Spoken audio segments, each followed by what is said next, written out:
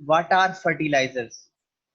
These are substances which are added to soil to make up the deficiency of essential elements like phosphorus, nitrogen, potassium required for the proper growth of plants.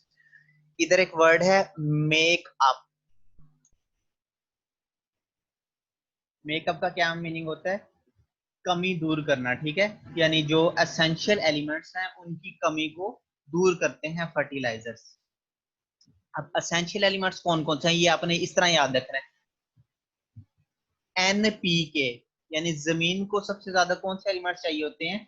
NPK. NPK से क्या मुराद है? Nitrogen, phosphorus और potassium, क्योंकि potassium का symbol के होता है। तो ये एमसीक्यू भी आ जाता है, which elements are essential for plants या सोइल? एनपीके, ठीक है। They increase the fertility of soil. कौन फर्टिलिटी ऑफ सोइल बढ़ाते हैं? फर्टिलाइजर, यानी जमीन की जरखेजी को बढ़ा देते हैं। Refill the elements taken up from soil bye previous crop. और पिछली जो फसलें थी, अब आपको पता है जो फसल या पौधा होता है वो जमीन से न्यूट्रिएंट लेता है ना, तो पिछली फसल जब जमीन से न्यूट्रिएंट ले लेगी तो आने वाली फसल के लिए न्यूट्रिएंट्स की कमी हो जाएगी। तो ये उस न्यूट्रिएंट की कमी को क्या करते हैं? रीफिल कर देते हैं, यानी दोबारा फिल कर देते हैं, दूर कर देते हैं। अब अर्ली हिस्ट्री, अब आपको पता है जो भी चीज हम पढ़ते हैं उसकी एक हिस्ट्री होती है, ठीक है।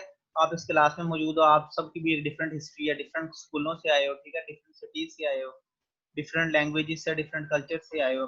Early history, agriculture is one of the early histories known. अब इंसानी तारीख में सबसे पुराने जो ट्रेस मिले हैं ना, साइंसदान जो खुदाई करते हैं पुरानी तहजीबों की, या जो पुराने इलाके तबाह हो गए थे, तो उनमें सबसे पुरानी ड्राइंग किस चीज की मिली है? एग्रीकल्चर की। आपने इजिप्ट के पिरामिड्स में भी देखा होगा एग्रीकल्चर वाले वो बने हुए हैं, ठीक है।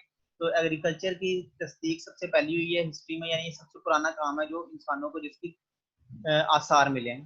फ्रॉम द वेरी बिगिनिंग, बहुत शुरू से fertilisers were used to increase the fertility of soil. बहुत पहले से फर्टिलाइजर इस्तेमाल हो रहे हैं फर्टिलिटी ऑफ सॉइल को बढ़ाने के लिए।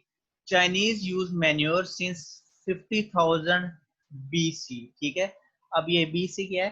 5,000 साल बिफोर क्राइस्ट, यानी हजरत ईसा अलैहिस्सलाम की पैदाइश से भी 5,000 साल पहले चाइनीज मैन्योर को यूज करते थे फर्टिलाइजर के तौर पे। अब मैन्योर क्या होता है बच्चों? ये देसी काम है, ठीक है। आप गांव में अक्सर देखते होंगे माइयां वगैरह गोबर को उठा के लेके जा रही होती हैं या अपने घर की दीवारों पे उसको पथ रही होती हैं, ठीक है। तो उस गोबर को हम इंग्लिश में क्या कहते हैं? मैन्योर। मैन्योर एक ऑर्गेनिक फर्टिलाइजर है, यानी ये नेचुरल फर्टिलाइजर है, ये बना बनाया ही होता है, ठीक है। बना बनाया क्या? गाय ही इसको बना देती है या उसको उठा के जमीन पे लगा देती है, ठीक है।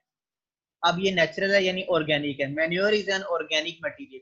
ये एक ऑर्गेनिक मटेरियल है, किसके इस्तेमाल होता है? To fertilise land. It is usually consist of faeces and urine of domestic livestock. ये फेसिस कहते हैं फुजले को, और पेशाब पे मुश्तमिल होता है डोमेस्टिक लाइवस्टॉक, ठीक है। हाँ जी, इससे बायोगैस भी बनती है, इससे बायोगैस भी बनती है गोबर से। कई लोगों ने प्लांट भी बनाए हुए हैं, उस प्लांट में गोबर डालते जाते हैं, उससे बायोगैस बनती जाती है। देखो जरा, अभी आपने सुना होगा कायनात में कोई भी चीज बेकार नहीं है। अब गोबर के भी इतने फायदे हैं, यानी इससे भी बिजनेस शुरू हो सकता है अगर वो करना चाहे। अब essential elements for the plant growth.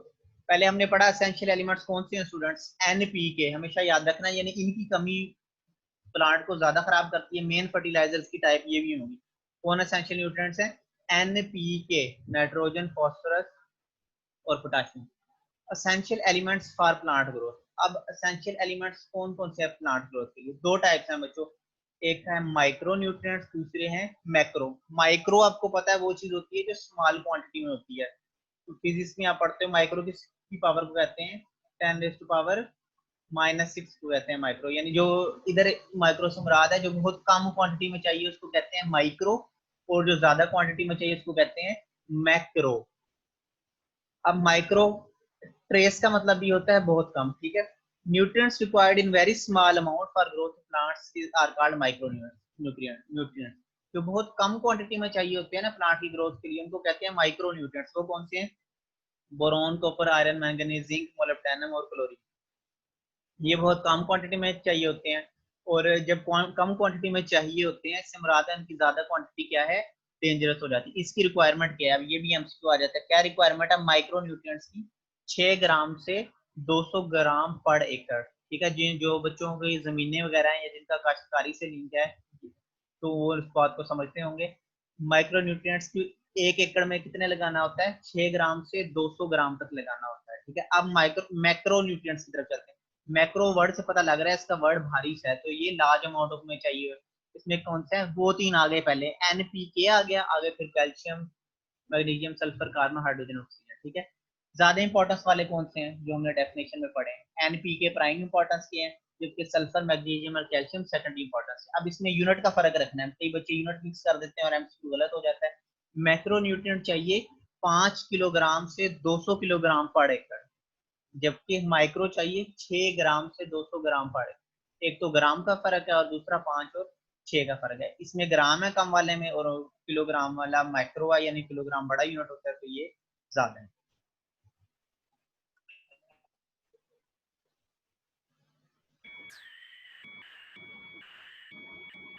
Requirement of a fertiliser.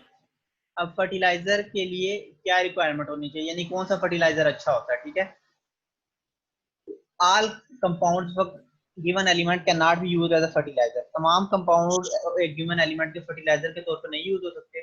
The required element should be water soluble, यानी जो फर्टिलाइजर का रिक्वायर्ड एलिमेंट है वो क्या होना चाहिए? Water soluble.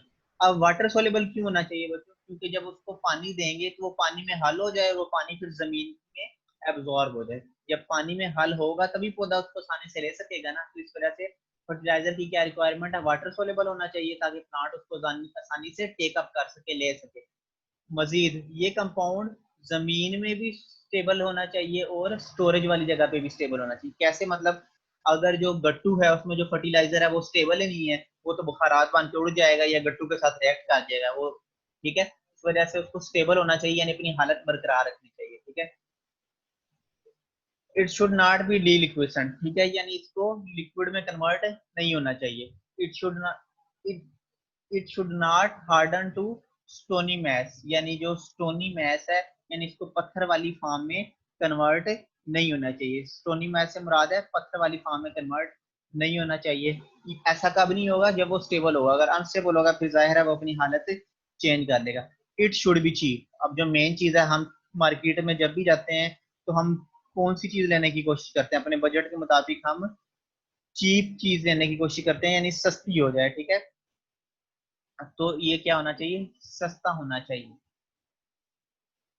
अब मैं डीलिक्विसेंट का अदर मतलब लिख देता हूँ। डीलिक्विसेंट का मीनिंग होता है tendency to become liquid. Deliquescent क्या होता है? Tendency to become liquid. अब नेक्स्ट है essential qualities of a good fertiliser. अच्छे फर्टिलाइजर की एसेंशियल क्वालिटीज। ठीक है, ये भी इसमें से भी क्वेश्चन आ जाता है। क्या गुड क्वालिटीज होनी चाहिए? Number 1, it should be readily available to plants. अब पौधों में आसानी से अवेलेबल हो जाना चाहिए। दूसरा, ये पानी में सोलेबल होना चाहिए ताकि जमीन के साथ मिक्स हो जाए। नंबर 3, ये पौधों के लिए नुकसानदेह नहीं होना चाहिए, क्योंकि जाहिर है हम तो पौधों के फायदे के लिए काम कर रहे हैं। अगर वो उल्टा नुकसान दे दे तो हम पैसे भी लगाएं तो फायदा नहीं है। ठीक है, it must be stable so that available to growing plants for longer time, यानी अपनी हालत में बरकरार रहे, इसलिए पौधों को ज्यादा देर तक अवेलेबल हो। ठीक है, यानी जो उसकी फार्म है, मिसाल के तौर पे अगर वो लिक्विड फार्म में है तो कुछ देर उसी फार्म में रहे ताकि पौधे उसको अब्जॉर्ब कर लें। ये ना वो बुखारात बन के उड़ जाए और पौधों को मिले ही ना। It should not change the pH of soil. इसको जमीन की पीएच को चेंज नहीं करना चाहिए, क्योंकि पीएच आगे पीछे हो गई तो एसिडिटी वेसिडिटी ज्यादा हो जाएगी और पौधों को नुकसान होगा। रेन और water should convert it to such form so that plants can easily use it. अब हमने पढ़ा ये पानी के साथ हल होना चाहिए, तो ये उनके साथ मिक्स होकर ऐसी फॉर्म में आ जाएगा जिसको पौधे आसानी से इस्तेमाल कर सकेंगे।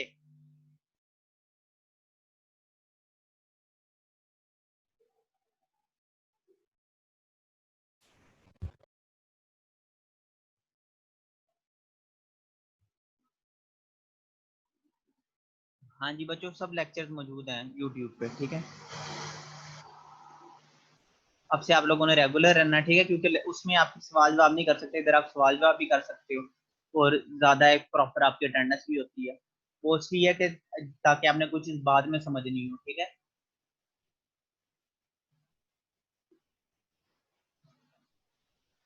इसके एमसीक्यूज और शॉर्ट देख लेते हैं, क्योंकि जो मैं लेक्चर फॉर्मेट बनाता हूँ ना, एक तो इसमें आपको मतलब लेक्चर का उसका आइडिया होता है, साथ साथ मैं लिख देता हूँ, बुक से पहचान रहे हैं। दूसरा मेन चीज होती है, अब आपको पता है पाकिस्तान में मेन ये नहीं देखा जाता कि हर कोई आके ये पूछता कि जी बच्चे ने कितने नंबर लिए हैं, ठीक है। तो उस लिहाज से इसके फॉर्मेट में मैं शॉर्ट और एमसीक्यू साथ ही ऐड कर देता हूँ, ताकि आप लोगों को नंबर जो हमारी मेन चीज है लर्निंग के साथ नंबर वो भी क्लियर हो जाए, क्योंकि इंट्री टेस्ट वगैरह में भी आपने एमसीक्यू होते हैं, ठीक है। तो जितना हमारा साथ साथ कवर होता जाएगा उतना हमें फायदा होगा। अब देखो, micronutrient is required in quantity for plant growth ranging from.